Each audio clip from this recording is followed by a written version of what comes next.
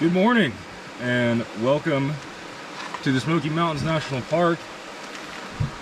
I am going to be trying something a little different for the channel today. I'm day hiking. This is not going to be a backpacking video. I haven't posted a video in quite a while, and a lot of that has just kind of been due to I record and I just don't get what I want. I don't like how the video comes out, so I don't post it. So I'm going to be trying a day hiking video because I day hike more than I backpack, so I figured this could be good. We're at Metcalf Bottoms right now. It's a kind of a moody day here in the Smokies. Cloudy. It's supposed to be sunny, but that's not working with me. So we're here. It's like 35, I think.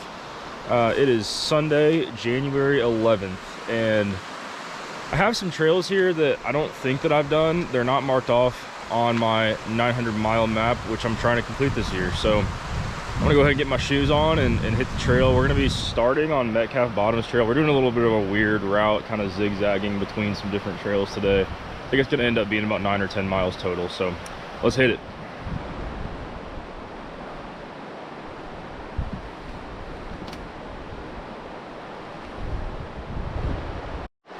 All right, we're on trail now. We're gonna get this thing started on the Metcalf Bottoms Trail. I've definitely done this trail, or at least part of it. That's the case with a lot of these. I've been to like the little cabins over here.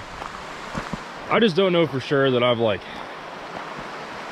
hiked all of them or whatever. So I'm just checking all my bases here. I'm assuming it shouldn't be too hard.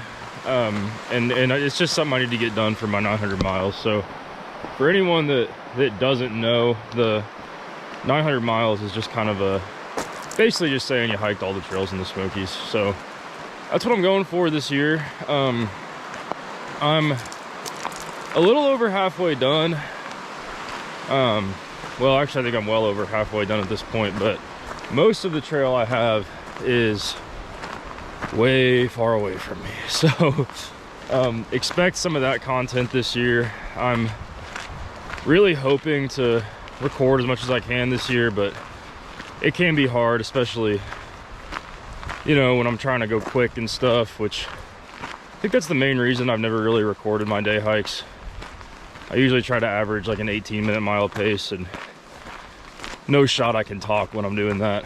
Way too out of breath. So I'm gonna do this little circuit today and see how it goes. Hopefully it turns into a good video.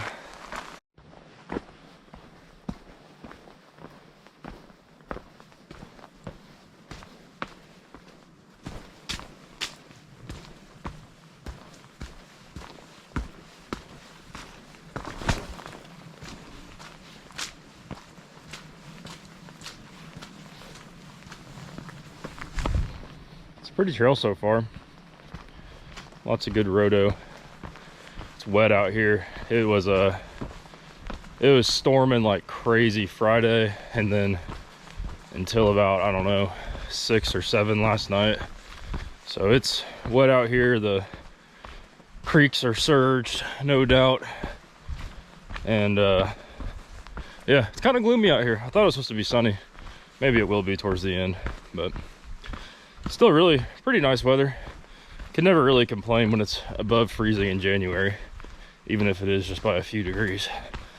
But it's definitely feels a little colder than the actual temperature. It's pretty windy. I saw the wind is really supposed to pick up here in a couple hours, so we'll see how that goes.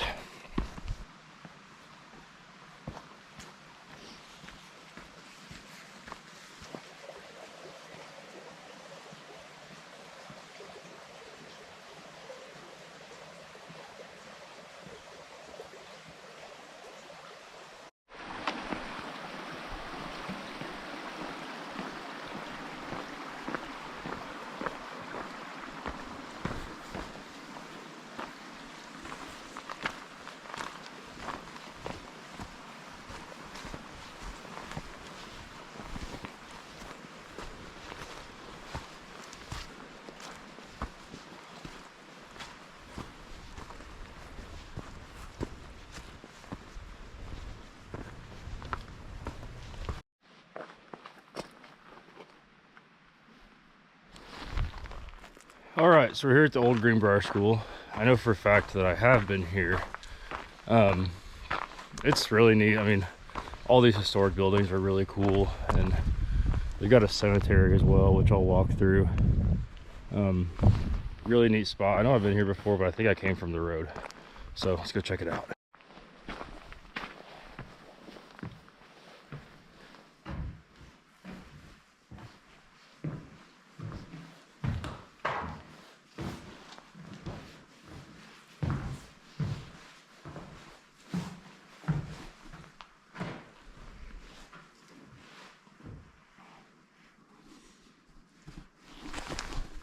It's just so freaking cool.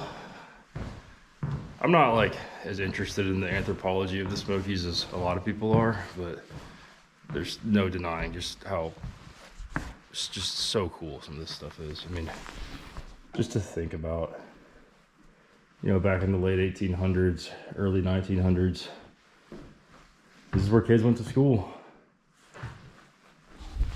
I mean, not too bad of a place to have recess, am I right? Come on now. Probably had bears trying to steal your lunch pail though. Anyway, I don't know how well the camera can pick this up. It's pretty dark in here, but it is just so neat. Is that a piece of trash? People. Anyway, just a really, really, really neat spot.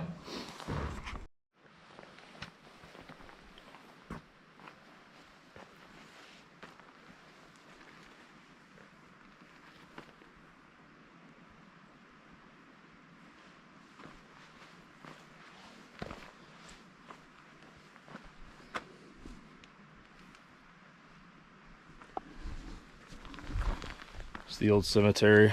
There are a lot of these in the Smokies, some more accessible than others. It's definitely kind of a solemn place. There's always a lot of infants and young children, which is really sad, but it's just kind of how it went back then, I guess. Yeah, this is a really neat place, and I honestly have no idea where I'm going, so I'm gonna sit down and look at my map. All right, I'm gonna take this opportunity to kind of talk about like what I'm wearing today and the sort of gear I have on with me, as well as shed a layer because I'm already hot. So this is like my rain jacket, kind of a hard shell. I wear it if there's any chance of rain, or if there's any gonna be any harsh winds or anything, which they're supposed to be later, but I'm hot and these things really keep the heat in, so I could probably just wear this over my base layer and be fine today. This is actually a brand new rain jacket to me. I just bought it. It's the Patagonia Torrent shell. It's a classic. I don't have anything to say about this. Enough has been said about it. It's tried and trusted, and everyone loves it.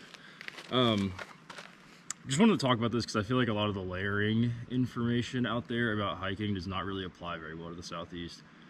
A lot of guys like, you know, My Life Outdoors, Justin Outdoors, those YouTubers, they're great, they're amazing, and you should listen to them, but I don't know how well their advice applies to the Southeast because it just doesn't get very cold down here. So if you follow their layering advice, you're probably going to be really hot. They always recommend like the 4-layer, you know, base layer, mid layer, insulating layer, and hard shell. I'd be sweating before I got out of before I even got on the trail. That's just too much. So I usually rock with, like on a day like today, you know, it's about freezing. Doesn't honestly typically get too terribly much colder than that here in the winter. If it's like 20 degrees, what I started in with the hard shell plus what I'm wearing would be more than enough. So I always say too, like, I don't really feel like I run cold. I don't really feel like I run hot. I'm kind of somewhere in the middle. And so yeah, let's kind of go over what I'm wearing. So obviously hard shell on the outside. This is the Arc'teryx Beta, or I'm sorry, not the Beta. This is the Arc'teryx Atom. It is like an active like puffer jacket, so it does breathe really well. I got it on Facebook Marketplace for $200. It's probably a little too expensive. I don't really think you need to spend that much, but this is kind of my go-to like winter hiking jacket since I got it. It's just, it breathes really well, but it also keeps you warm and keeps some of that wind out. Underneath this, the only thing I'm wearing is what I think is my favorite gear purchase of the entire year. This is an Alpha Direct 90 hoodie. It's kind of a newer thing. I got it in like October and I freaking love it. It's so awesome. It's warm, but it breathes really well. I've never really understood what people meant when they're like, it keeps you warm when you want to be warm and it keeps you cool when you want to be cool. I'm like, that doesn't make any sense. But this, I understand it now. It really does do a great job of regulating temperature. It's kind of made of this almost like fishnet material with fleece on the outside, so it really does breathe like super well. If you're hot, I mean, even just sitting here with this light breeze I feel it coming through and cooling me off. But it also keeps, you know, your arms warm and your torso warm. So I just kind of wear this as like a base layer almost in the winter. In addition to that, I'm just wearing my pants, nothing special under here. My legs do not get cold. Standard wool socks, fleece gloves, and that's about it really. I got these new shoes recently. I left Ultra. These are the Topos Vistas. I'm really liking them so far. They have more like the Hoka sole. They're squishier. I was just having some foot pain on my longer hikes, so I decided I'd try something like this out. I like them so far, but there's no doubt that I have lost a lot of contact and feel with the ground, which I'm fine with for now. I think on shorter hikes, I might continue to wear my Ultras just because these put me at a risk for an ankle turn, definitely, but they're really comfy. So enough of that, let's get back on the trail. All right, next up is Little Brier Gap Trail. I don't see a trail sign, but I do see Walker Sisters Cabin 1.1. I have also been to the Walker Sisters Cabin. I definitely took this route now that I'm remembering it, but there is some trail down here that I haven't done, so we're gonna get at least a couple new miles in today. I've been very inefficient about my 900-mile planning, but that's okay. I mean, you know, I don't just hike to get that done. So hit the trail here. I'm definitely gonna check in at the cabin and probably do some B-roll in between now and then. So talk to you soon. Literally just put the camera down from that last clip. Don't think the camera's gonna pick this up, but it's starting to snow. Hopefully you can see some little flakes coming down, but I can barely see it, so I doubt the GoPro can, but that's pretty cool. Wasn't expecting a snow hike today, but I'll take it. Just really hoping it doesn't turn to rain. Although, it's one of those weird forecasts where like the high today was at midnight last night. So it's just gonna be getting colder through the whole day. I think when I'm done, it's gonna be in the upper 20s. Let's move.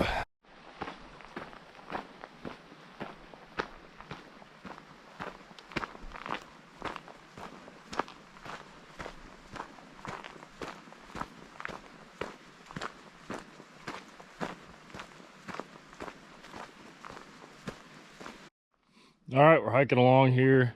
Just hit our next junction. Got a 1/10 of a mile down that way to go to Walker Sisters Cabin, and then we're gonna head up that way. So I don't know what this trailer's doing here, but no. See you at the cabin. Alrighty. After a quick little jaunt down the trail, we're at Walker Sisters Cabin. This has been a really easy hike so far. Virtually no elevation gain. 358 feet, so you can't beat that for 2 miles. Had a really nice little setup here though.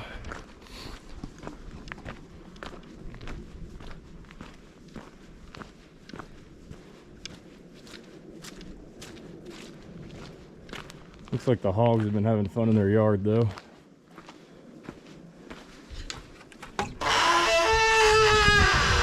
This is probably like a cellar where they kept food and stuff. Down here, not sure what this was exactly. Could have been some kind of a well or something probably.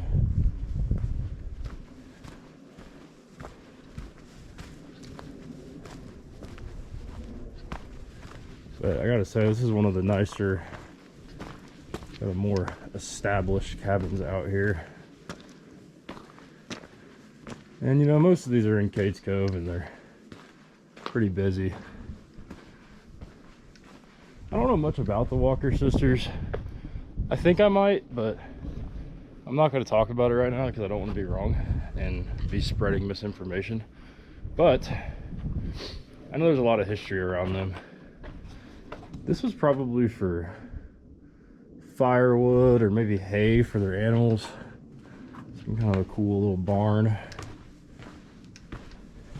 Let's go inside the house now. Gosh, you can hear that wind just absolutely whipping. Been seeing a lot of these yucca plants. Don't know how they got here. It's kind of weird. Very sizable porch. Gosh, everyone was so short back then. Could barely squeeze in these cabins. Really good sized fireplace.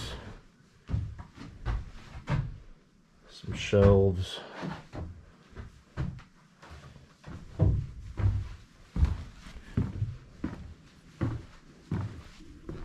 Another huge fireplace.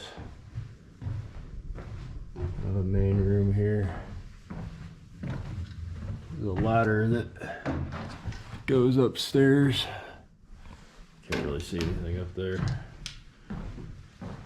You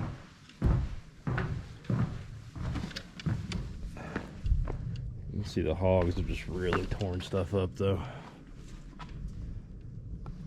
All right, back to it. Don't know much about the Walker sisters, like I said. Pretty sure they were some of the last people that had to vacate once this became a national park, though.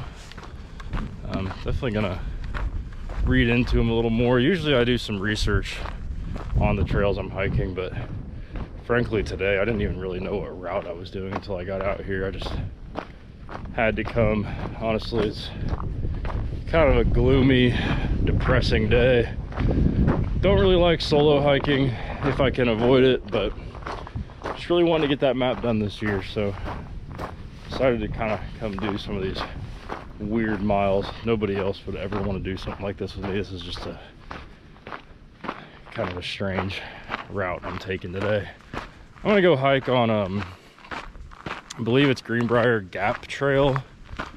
Hike that down to the junction with Laurel Falls. Laurel Falls is closed right now, but I've done all that over there, so just need to get this little stretch here, and then we'll, just for fun, we'll hike out the other way and we'll just road walk back down to the car.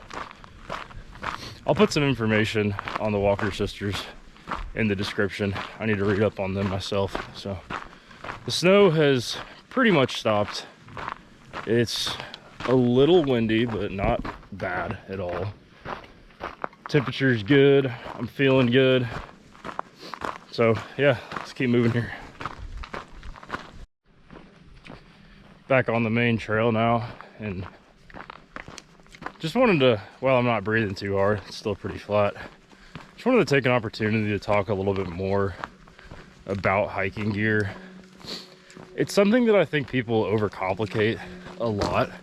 At the end of the day, you got to remember that hiking really is just walking up to a certain point, and you really do not need to spend much money to get started, particularly day hiking. I mean, if you have 2 legs and a water bottle, you can day hike, especially as long as you're doing stuff that's within your abilities. You know, I see a lot of people attempt like Alum Cave or something as like their first hike in years, and while Alum Cave is by no means technical or particularly difficult, you really want to make sure that you're just prepared for what you're doing. So if you're just starting out and you want to do a day like this, really easy trail, I mean, I'm out here covered in expensive specialized hiking gear, and I really just do not need to be on a day like this. When it comes to hiking gear, there is some serious diminishing return the more money you spend.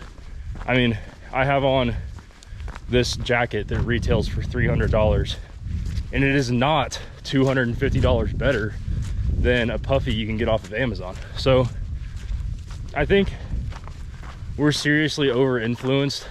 I'm seriously over influenced, and really just buy what you want to buy.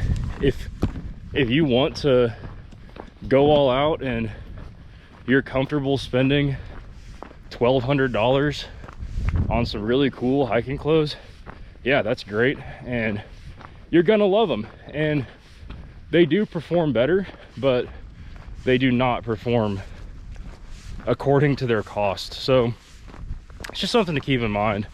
Polyester is so cheap, and just like a cheap polyester base layer and a synthetic down hoodie is really all you need to get started. Just make sure you're prepared. Water and snacks, particularly snacks, are the things that people don't bring, that I see the most often, that they should. So that's just something to keep in mind. Don't watch these YouTubers and feel like you need to buy the best of the best, the lightest of the light. Day hiking is extremely easy to get into, and just work your way up to those longer hikes. And if you get home and you're like, man, this jacket really didn't breathe very well, or these shoes were really uncomfortable, or my backpack just is not supporting what I'm carrying well enough, then upgrade accordingly. But just see way too many people come out here and they've just spent $1,000 to buy brand new backpacks, trekking poles, this, that, whatever from REI, and you just don't need all that to start out. Just it's test things out, see what you need, and go from there. Everything is so personal. There's a lot of debates on boots, trail runners, synthetic, down, this, that, polyester, wool, whatever it is. Just use what you have, and if you don't like it, replace it. Easy as that. Okay, at our next junction, it's really actually a very pretty place. A lot of mountain laurel, rhododendron here. It's probably great for all the big blooms in the spring, but I've been up to this point. I did this loop one time. Instead of looping, we're gonna tack on Laurel Falls Trail, do an out and back, or sorry, Little Greenbrier Trail to Laurel Falls Trail. Laurel Falls is closed, but I have not done this 2.5 mile stretch, so we're gonna out and back that, come back here, and then head back down Little Greenbrier Trail to the road, and then back to our car that way. So we've got, like, I don't know, 7 miles left or something, so should be a good day. We're trekking along here, pretty comfortable, a little windy. Cool view of Wares Valley through there though. Don't know how much the camera can pick that up. It's definitely sunny over there, but not here. So I don't know, I have no idea what to expect about this trail. I imagine it's probably pretty flat. We just did the hardest climb of the day, but it was still ridiculously easy. So hoping I get challenged a little bit here. But that being said, I hate sweating when it's freezing, so let's get moving. All right, I'm breathing hard now.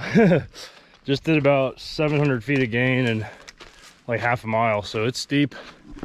Looks like it flattens out though, but great views up here. Started to get some sun on me. This is just one of those classic Smokies ridge walks. Really pretty trail though. Man, I've been hearing this wind for a while and just came around the other side of the mountain, and it is windy. It's ripping through here. So I'm gonna put on another layer because I'm getting cold.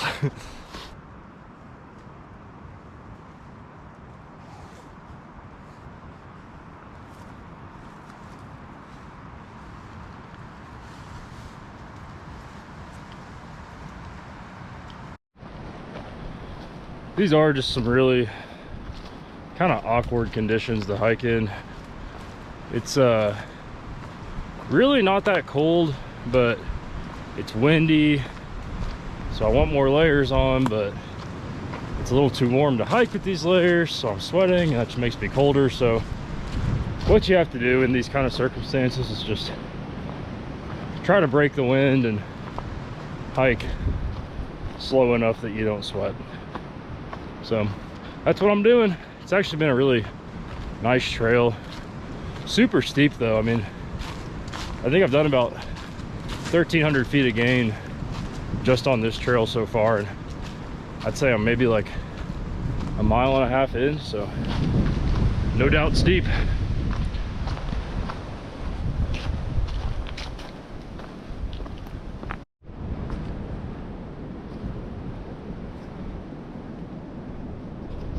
We got sun. Let's go.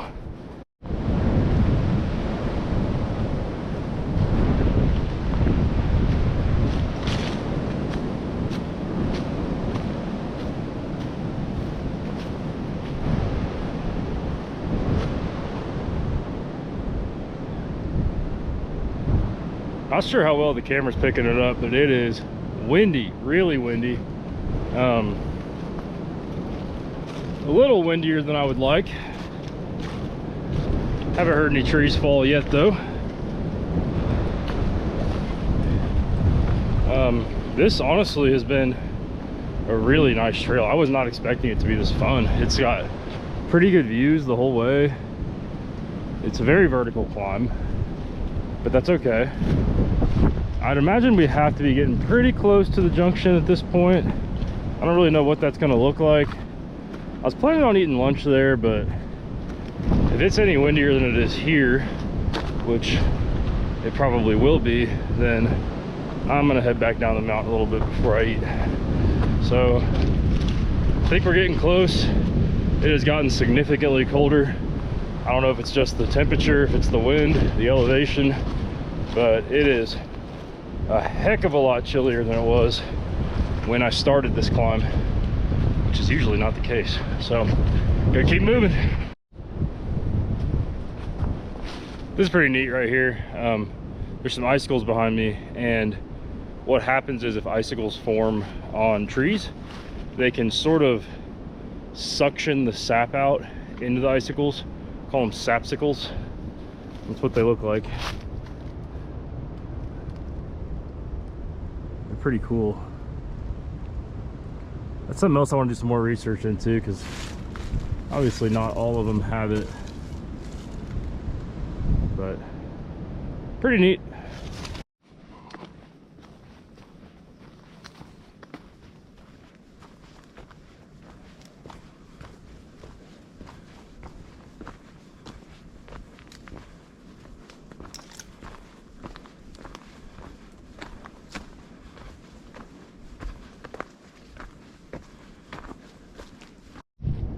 All right, we've made it to our junction. We are here at the junction between Little Greenbrier Trail and Laurel Falls Trail. So this is nice. I mean, it's a really good trail. I really enjoyed it. It's not what I expected. This is the way down to Laurel Falls. I think it said it was 1.8, but they've got it all closed up for that rehab project they're doing. The rest is open though, so I'm just gonna chill here and eat a little bit of food. It's actually not as windy as I thought here, but it is cold, and I was trying to find a place where I think the camera would be able to see. I can definitely see through there. Some of these peaks that are just a little higher than this are covered in frost and snow. So it's cold up here, and it is pretty windy, but it's not as windy as I thought it was going to be. So this is the lunch slash quick snack spot.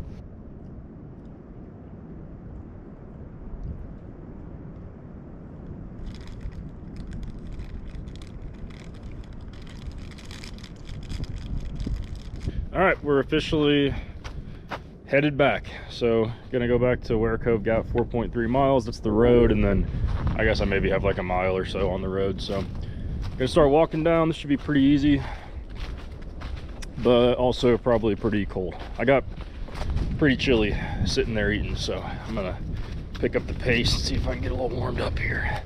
I don't know how well the camera's gonna pick this up, but absolutely beautiful view out there. Some snow-capped mountains.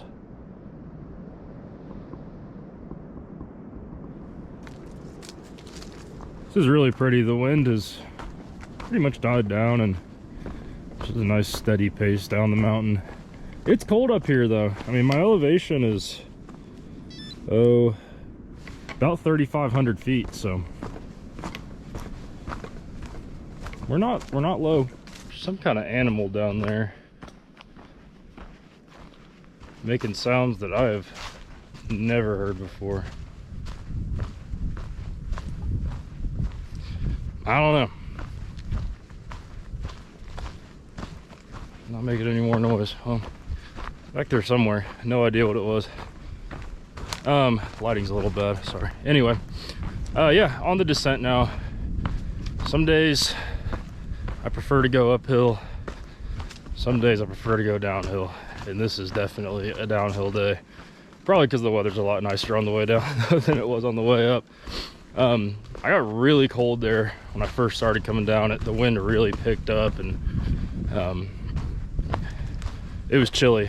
I just got a little blip of service and it said it was 26 in Gatlinburg, so I'm pretty close to there, plus I'm a good couple thousand feet above it. So I guess we were probably at the top there hiking somewhere in the mid to low 20s. Still didn't feel too bad in what I had. I almost put my hard shell back on coming down. It got really nippy there for a minute, but yeah, moving at a good pace. Another good view. I think I showed this on the way up, but yeah, the back half of this descent has really just flown by. I think we're probably, like I said, getting pretty close to the junction, so I'll check in then.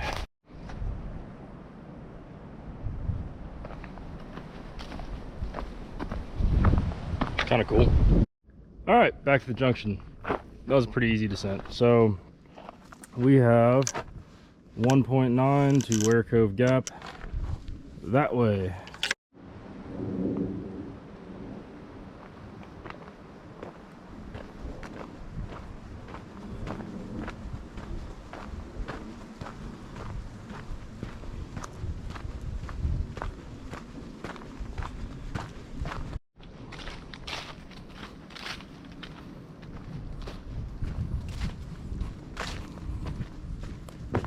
This trail is freaking awesome. It's pretty flat, really good views of the ridges. I thought I had done this one before, but I don't think I have. At least I don't remember it. I don't know. It's really nice though. It's super flat and there's really not that many leaves down, which has been quite the struggle for me in the last few weeks. Just trying to hike with all these leaves on the ground is a nightmare, but this is great so far. The Arctic temperature winds have subsided and feels very comfortable out here. Having a good time. I'm pretty sure this is just flat and downhill the rest of the way, so should be done sweating for today.